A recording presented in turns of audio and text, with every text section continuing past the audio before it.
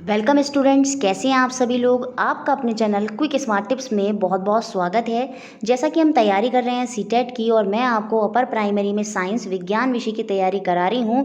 और हमने अपनी नई सीरीज शुरू करी है पेडागोजी की, और जिसकी आज सीरीज़ 2 है। और हम देखेंगे पेडागोजी के कुछ इंपॉर्टेंट पॉइंट जो आपके सीटेट एग्ज़ाम में पूछे जाते हैं। अभी तक अगर आपने जो एनसीईआरटी के टॉपिक पढ़ाए हैं सीटेट से, उसकी सीरीज़ नहीं देखी है तो टॉपिक वाइज सीरीज़ का लिंक मैंने डिस्क्रिप्शन बॉक्स में दे रखा है। उन्हीं से रिलेटेड प्रीवियस ईयर क्वेश्चन का लिंक भी डिस्क्रिप्शन बॉक्स में है। और नोट्स के लिए आप हमें टेलीग्राम पर ज्वाइन कर सकते हैं, उसका लिंक भी डिस्क्रिप्शन बॉक्स में है। तो आइए शुरू करते हैं आज की क्लास और देखते हैं पेडागोजी के कुछ इंपॉर्टेंट पॉइंट जो आपके सीटेट में पूछे जा सकते हैं। आज की पेडागोजी की क्लास में हम पढ़ेंगे प्राकृतिक विज्ञान, उसका लक्ष्य और उद्देश्य। जो नेचुरल साइंस है उसका एम और ऑब्जेक्टिव क्या है, किस पर्पस से हम बच्चों को प्राकृतिक विज्ञान नेचुरल साइंस पढ़ा रहे हैं, क्या उसका लक्ष्य है और क्या उसका उद्देश्य है, किस तरह का डेवलपमेंट विकास हमें बच्चे के अंदर करना है, किस तरह से हमें उसको एनवायरनमेंट से जोड़ना है, परिवेश से जोड़ना है, किस तरह की थिंकिंग सोच हमें बच्चे के अंदर उत्पन्न करनी है। इन सब चीज़ों को ध्यान में रखकर क्या उसका उद्देश्य है और लक्ष्य है साइंस का, वो हमें पढ़ना है। सबसे पहले अगर मैं साइंस नेचुरल साइंस की बात करूं तो वो क्या है, इसका तात्पर्य प्रकृति, जो हमारा नेचर है और जो हमारा फिजिकल वर्ल्ड है, भौतिक दुनिया है, उसका सिस्टमेटिक ज्ञान ही आपका प्राकृतिक विज्ञान नेचुरल साइंस है।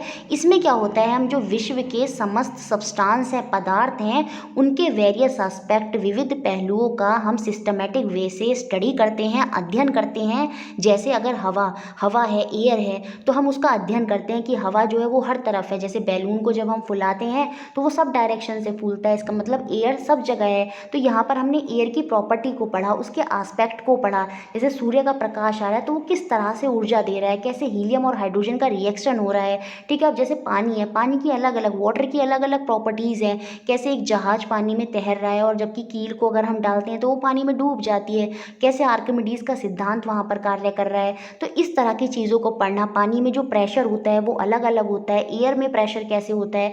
जब हम किसी भी सब्सटेंस के बारे में, किसी भी पदार्थ के बारे में, उसके वेरियस एस्पेक्ट, विविध पहलुओं का अध्ययन करते हैं सिस्टमैटिक तरीके से, तो वही आपका क्या कहलाता है, प्राकृतिक विज्ञान कहलाता है, नेचुरल साइंस कहलाता है। और इनकी 3 ब्रांचेज हैं, 3 शाखाएं हैं, फिजिक्स, केमिस्ट्री, बायोलॉजी। भौतिक विज्ञान, रसायन विज्ञान और जीव विज्ञान।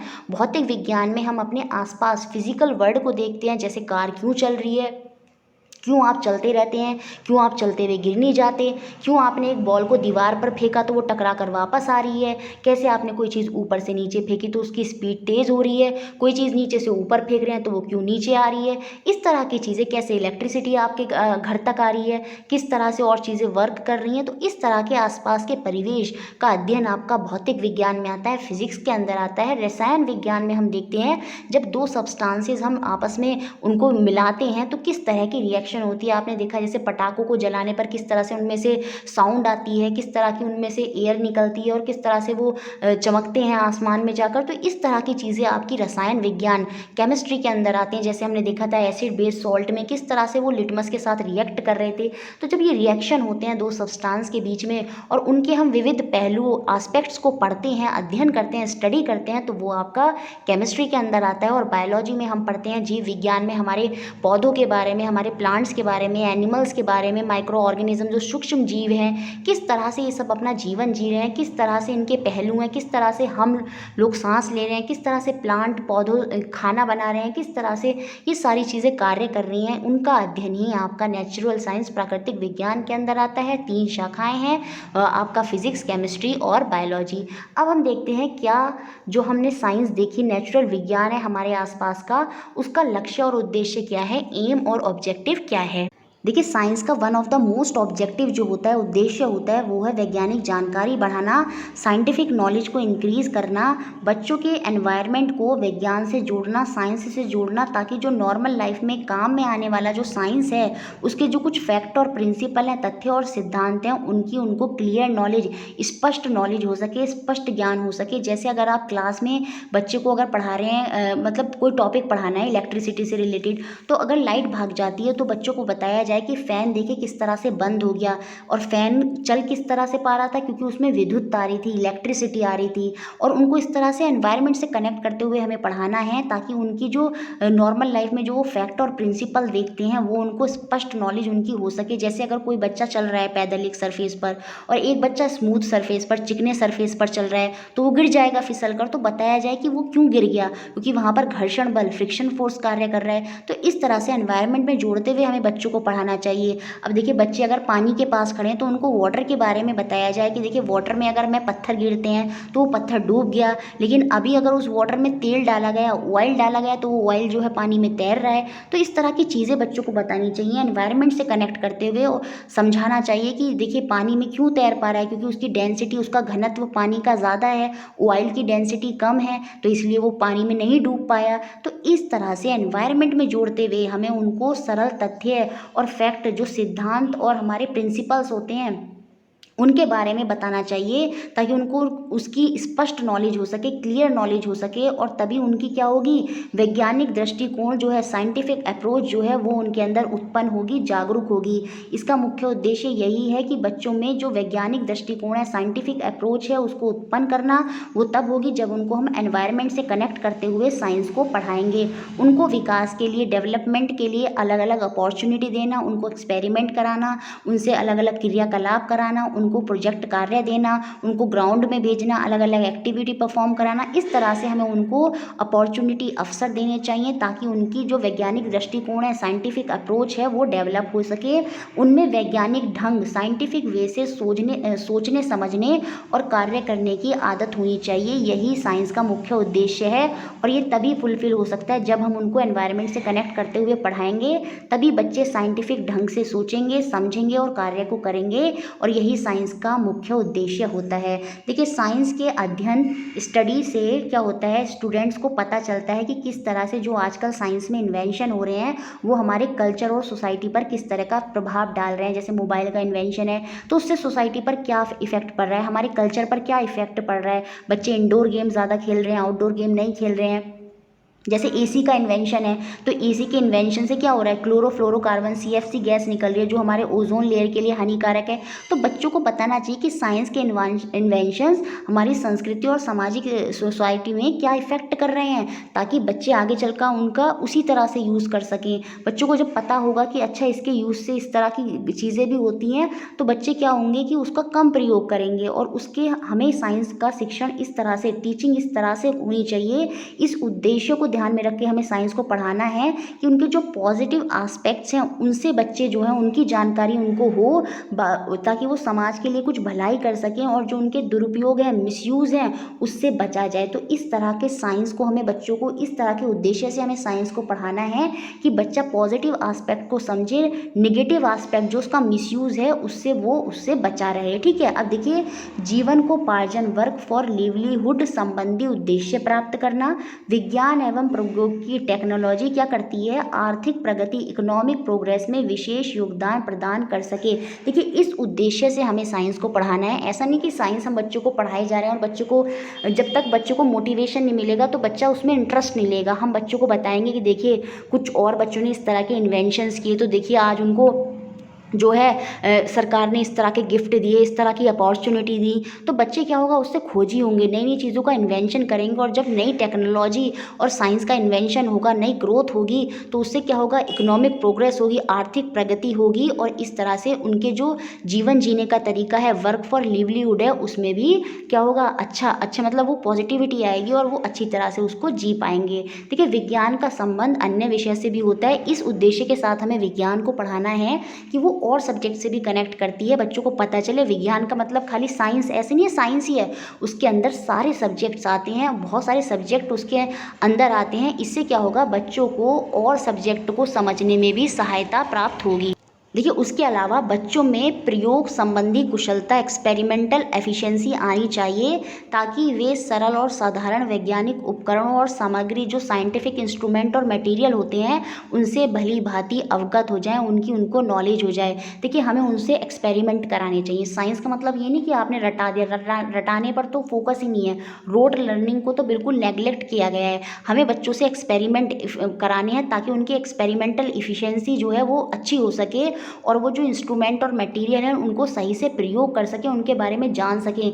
जैसे अगर मुझे बच्चे को कॉनकेव लेंस, कॉन्वेक्स लेंस के बारे में बताना है तो उन लेंसों के बारे में बच्चों को बताया जाए। जैसे अगर माइक्रो ऑर्गेनिज्म के बारे में पढ़ाया जाना है तो माइक्रोस्कोप से बच्चों को दिखाया जाए। तो इस तरह से इंस्ट्रूमेंट, तभी तो बच्चे जब चीज़ों का एक्सपेरिमेंट करेंगे तो वो इंस्ट्रूमेंट के बारे में जानेंगे और आगे चल के उनका प्रयोग कर पाएंगे। तो इस तरह से उनके अंदर एक्सपेरिमेंटल कुशलता, इफिशिएंसी जो है वो डेवलप होगी और यही साइंस का मुख्य उद्देश्य होता है। अब देखिए, जो साइंस का उद्देश्य है वो है कि उसका जो कैरिकुलम होगा, जो पाठ्यचर्या होगी, उसका मुख्यतः उद्देश्य यही होगा, फोकस इसी चीज़ पर होगा, जो स्टूडेंट हैं वो विज्ञान, साइंस और टेक्नोलॉजी और जो हमारी सोसाइटी के जो अंतर संबंध है इन तीनों में, उनके प्रति अवेयरनेस लाना ही, उनको उसकी तरफ ओरिएंट करना ही साइंस का उद्देश्य होता है। इस तरह का कैरिकुलम होगा कि बच्चे जो हैं साइंस को, टेक्नोलॉजी को और समाज को, सोसाइटी को, उनके संबंध को समझें, उनके प्रति जागरूकता हो, यही साइंस का, उनके तरफ ओरिएंटेड हो, यही साइंस का उद्देश्य होता है। इससे क्या होता है, बच्चे उसका मिसयूज़ नहीं करते, उसके पॉजिटिव एस्पेक्ट्स को ही हमेशा देखते हैं।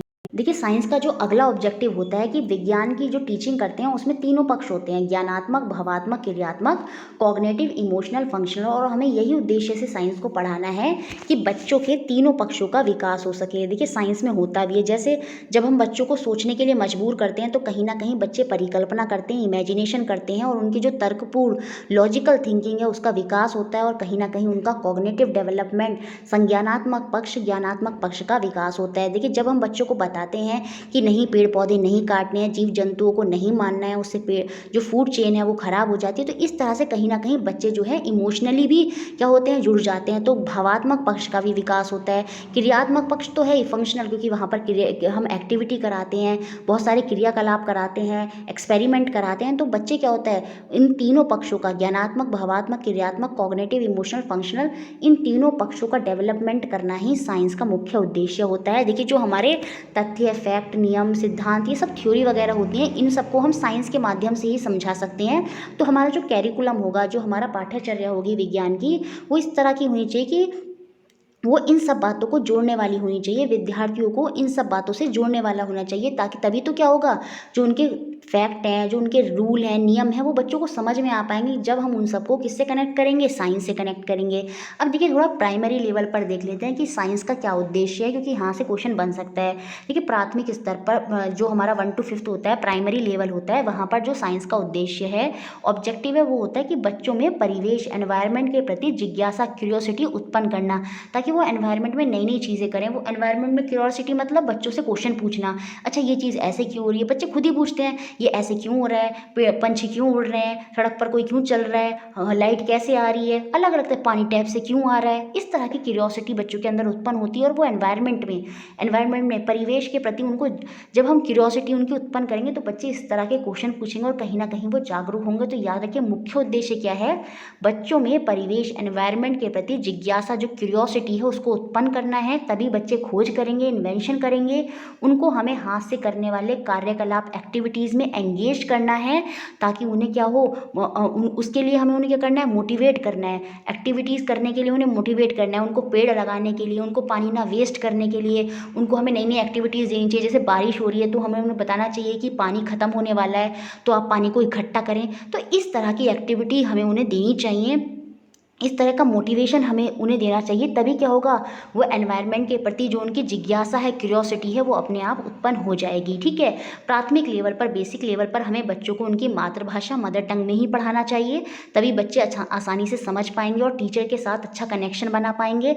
जो प्राइमरी लेवल पे है, वहाँ पर जो हमारा क्लास का जो एनवायरनमेंट है, वातावरण है, वो खुले अवसर वाला होना चाहिए। बच्चों को कैसा होना चाहिए, बच्चे आपस में भी बोल सके, अपने टीचर, शिक्षक से भी क्या हो सके, खुले संवाद वाले प्रश्न पूछ सके, क्वेश्चन पूछ सके, आंसर पूछ सके। ऐसा नहीं कि बिल्कुल डिसिप्लिन है, बच्चा कुछ पूछ ही नहीं पा रहा डर के मारे, नहीं। जब बच्चों को ओपन एंडेड, खुले विचार की सोच होगी, जब टीचर बच्चों से बोलेगा, बच्चे टीचर से बोलेंगे, बच्चे आपस में बोलेंगे, परिचर्चा करेंगे, विवाद करेंगे, डिबेट करेंगे, ठीक है, प्रश्न पूछेंगे, क्वेश्चन पूछेंगे, तो इस तरह से क्या होगा, साइंस के प्रति बच्चे जागरूक होंगे, उनकी क्यूरियोसिटी जो है वो बढ़ जाएगी। ठीक है, तो इस तरह का जो एनवायरनमेंट है वो क्लास में होना चाहिए। सीरियस एनवायरनमेंट नहीं होना चाहिए, एक खुला एनवायरनमेंट होना चाहिए, सबको बोलने की आज़ादी होनी चाहिए। देखिए, पर्यावरण और और इससे जुड़े मूल्यों के प्रति दायित्व बोध उत्पन्न कराना चाहिए। देखिए क्योंकि क्या होता है, प्राइमरी लेवल पर साइंस एज ए सब्जेक्ट तो नहीं होता, तो बच्चों को साइंस के प्रति कैसे कैसे कैसे बताया जाए।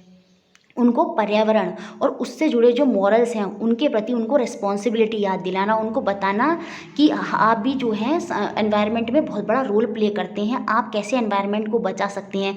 बीज बोना सिखाना, उनको प्लांट लगाने सिखाना, पेड़ों की रक्षा करना सिखाना, ये ऐसी एक्टिविटी देना कि बच्चे पेड़ों की रक्षा करें, ठीक है, और पानी को व्यर्थ न करना, ठीक है, उनको बताना कि वाटर की इंपॉर्टेंस क्या है। इस तरह की चीज़ें हम बच्चों से करवा सकते हैं, उनको बता सकते हैं कि वो भी एनवायरनमेंट पर्यावरण में कितना इंपॉर्टेंट रोल प्ले करते हैं, उनको उनकी रिस्पॉन्सिबिलिटी याद दिलाना। तभी क्या होगा, बच्चे पानी का वेस्ट नहीं करेंगे, इलेक्ट्रिसिटी का वेस्ट नहीं करेंगे, ठीक है, अननेसेसरी चीज़ों का वेस्ट नहीं करेंगे। हमें उन्हें अच्छी अच्छी एक्टिविटी करानी चाहिए प्राइमरी लेवल पर, तभी वो साइंस के प्रति कहीं ना कहीं, जब वो एनवायरनमेंट के प्रति जागरूक होंगे तो कहीं ना कहीं वो साइंस के प्रति भी जागरूक, उनकी जो क्यूरियोसिटी है वो बढ़ जाएगी। अब देखिए नीचे एक लाइन मिस है, यहाँ पर जो बेसिक शिक्षण होगा, टीचिंग होगा, वो इसी चीज़ को ध्यान में रखकर होगा कि बच्चों से ज़्यादा क्रियाकलाप कराए जाएँ, एक्टिविटीज़ कराए जाएँ। तो इन बातों के साथ प्राइमरी लेवल पर हमें साइंस को पढ़ाना चाहिए इस उद्देश्य के साथ। देखिए अब हम देखेंगे उच्च प्राथमिक स्तर पर अपर प्राइमरी लेवल पर साइंस के क्या एम और ऑब्जेक्टिव हैं। देखिए बच्चों को पहली बार साइंस का परिचय होता है, क्योंकि साइंस ऐसा सब्जेक्ट यहाँ पर पहली बार आता है, इसलिए यही सही समय होता है जब उन्हें जानना चाहिए कि साइंस पढ़ने का अर्थ क्या है, साइंस को वो क्यों पढ़ रहे हैं, ताकि वो नेचर और जो उनका फिजिकल वर्ल्ड है उसके बारे में स्टडी कर सकें। इस चीज़ों को ध्यान में रखते हुए हमें बताना चाहिए कि आप इस समय आए हैं, आपको साइंस हम क्यों पढ़ाया जा रहा है, ठीक है, क्योंकि पहले से हमने एनवायरनमेंट से कनेक्ट होने कर दिया है, और यहाँ आके हमें स्पष्ट करना होगा कि उनको विज्ञान साइंस क्यों पढ़ाया जा रहा है। देखिए यहाँ पर जो साइंटिफिक कॉन्सेप्ट हैं, जैसे नए नए लॉज हैं, नए नए प्रिंसिपल्स हैं जो उनको पढ़ाने हैं, वैज्ञानिक अवधारणाएं हैं, वो बच्चों के अनुभव जगत से संबंधित होनी चाहिए ताकि वे इन्हें समझ सकें। जैसे मैंने बताया था घर्षण बल है, फ्रिक्शनल फोर्स है, अगर मुझे उसको समझाना है तो मैं बताऊँगी बच्चे बारिश में क्यों फिसल जाते हैं, वैसे क्यों नहीं फिसल पाते। इस तरह से आप समझ रहे हैं, उनके जो रियल लाइफ एग्जाम्पल है उनसे कनेक्ट करते हुए हमें साइंटिफिक कॉन्सेप्ट को क्लियर करना चाहिए, सूचनाओं को एक संगठन करना, इकट्ठा करना, उनको प्रदर्शन करना, परफॉर्मेंस करना, स्क्रिप्ट, नाटक, यहाँ पर क्या होता है, ये टीचिंग के महत्वपूर्ण अंग होने चाहिए ताकि वो ज़्यादा से ज़्यादा पार्टिसिपेट करें, भागीदारी करें, सीख सकें और सीखा हुआ एक दूसरे में बांट सकें। और इससे क्या होगा, जब वो पार्टिसिपेट करते हैं स्क्रिप्ट में, नाटक में, तो उनके सृजनात्मक कौशल, क्रिएटिव स्किल में भी डेवलपमेंट होता है और वो उसको प्रदर्शित कर पाते हैं, एक्सप्रेस्ड कर पाते हैं। क्यों? क्योंकि बच्चों के अंदर क्रिएटिव स्किल जो होता है वो भर भर के होता है, लेकिन जब उनको अपॉर्चुनिटी, अवसर नहीं मिलते तो वो उसको एक्सप्रेस नहीं कर पाते। साइंस के माध्यम से हम ये करा सकते हैं, जैसे save water, save tree, electricity और पता नहीं कितने टॉपिक हैं, उनसे रिलेटेड हम उनसे नाटक, स्क्रिप्ट वगैरह करा सकते हैं। तो उससे क्या होगा, साइंस की नॉलेज भी होगी, साथ में क्या होगा, वो पार्टिसिपेट करेंगे, एक दूसरे के ज्ञान को, नॉलेज को बांटेंगे और उनकी क्रिएटिव स्किल भी जो है वो प्रदर्शित हो सकेगी, उनकी एक्सप्रेस्ड हो सकेगी। यहाँ पर हम सूचनाओं को संगठन करना, ऑर्गेनाइज करना हम उनको सिखाते हैं कि मतलब आप इस तरह से चीज़ों को ऑर्गेनाइज करें, मैनेज करें, इस तरह की चीज़ें यहाँ पर ध्यान में रखी जाती हैं। और साइंटिफिक कॉन्सेप्ट को उनके रियल वर्ल्ड एग्जाम्पल देते हुए हमें समझाना चाहिए। देखिए जो उच्च प्राथमिक स्तर है उसकी पूरी अवधि में प्रक्रिया कौशल, प्रोसेस स्किल पर ही जोर देना चाहिए, ताकि बच्चा स्वयं की पहलदारी से अपने लेवल पर ही उसको कैसे सीखना है ये सीख सके। देखिए प्रोसेस स्किल मतलब क्या होता है, स्टेप बाय स्टेप हमें बच्चे को बताना चाहिए। ऐसा नहीं है कि पूरा कॉन्सेप्ट जो है वो एक ही बार में क्लियर कर दिया, नहीं, बच्चों को स्टेप बाय स्टेप बताना चाहिए। जैसे क्रॉप प्रोडक्शन वाला था, वहाँ पर हमने देखा था कैसे बीज बोए जाते हैं, फिर कैसे जो होती है वो पहले तो फसल क्या हुआ, पहले तो ज़मीन को ठीक करा गया, फिर उसके बाद कैसे बीज बोया गया, पानी दिया गया, कैसे सिंचाई वगैरह हुई, फिर खरपतवार को कैसे हटाया गया, फर्टिलाइजेशन कैसे हुआ, फिर बाद में हार्वेस्टिंग कैसे हुई। इस तरह से स्टेप बाय स्टेप हमें बच्चों को बताना है, प्रोसेस स्किल में बताना है। जैसे पौधों में जनन कैसे होता है, तो ऐसा नहीं कि सीधा जनन बता दिया, पहले हम बताएंगे बीज से पौधा हुआ, पौधे से फूल फल आते हैं, कैसे जो उसमें प्रजनन होता है, जो उनका फर्टिलाइजेशन होता है, निषेचन होता है, वो सब कैसे होता है। तो इस तरह में क्या होता है, पूरे प्रोसेस से पढ़ाना चाहिए। ऐसा नहीं कि टफ टॉपिक सीधा पढ़ा दिया, नहीं, पूरा प्रक्रिया स्किल में पढ़ाना चाहिए। इससे क्या होता है, बच्चा क्या होता है, खुद से भी स्टेप इनिशिएट लेता है और अपने लेवल पर उसको पता चलता है कि मुझे किस तरह से सीखना है। देखिए तार्किक चिंतन, लॉजिकल थिंकिंग को बढ़ावा देना चाहिए, यही उच्च प्राथमिक स्तर पर साइंस का मुख्य ऑब्जेक्टिव है। कॉग्निटिव डेवलपमेंट करना है, तार्किक चिंतन करना है, इमेजिनेशन करे, बच्चा सोचे, बच्चा खुद करने की कोशिश करे। तार्किक चिंतन जो है, लॉजिकल थिंकिंग जो है, उसको हमें बढ़ाना है उच्च प्राथमिक स्तर पर। देखिए जो मूर्त टेंजिबल वस्तुओं को शामिल करके हाथ से की जाने वाली गतिविधियां एक्टिविटी द्वारा अमूर्त संकल्पनाओं एब्स्ट्रैक्ट कॉन्सेप्ट का सरलीकरण करना चाहिए। देखिए यहाँ पर क्या होता है, देखिए बच्चा अब सीख गया है, बड़ा हो गया है, ठीक है। अब वो उपकरण जो जितने भी हमारे साइंटिफिक इंस्ट्रूमेंट और मटेरियल होते हैं वो उनको यूज़ कर सकता है। तो उन चीज़ों को यूज़ करते हुए बच्चों को जो चीज़ नहीं है उसके बारे में बताना चाहिए। जैसे अगर हमें ह्यूमन बॉडी के बारे में पढ़ाना है तो बच्चे को एक स्केलेटन सिस्टम जो होता है वो रख के बच्चों को समझाना चाहिए। इससे क्या होगा, बच्चा अच्छे से समझेगा, ठीक है, उसको अच्छे से चीज़ें समझ में आएंगी। जो चीज़ें नहीं हैं वो उनको आसानी से फैसिलिटेट कर पाएगा। कब?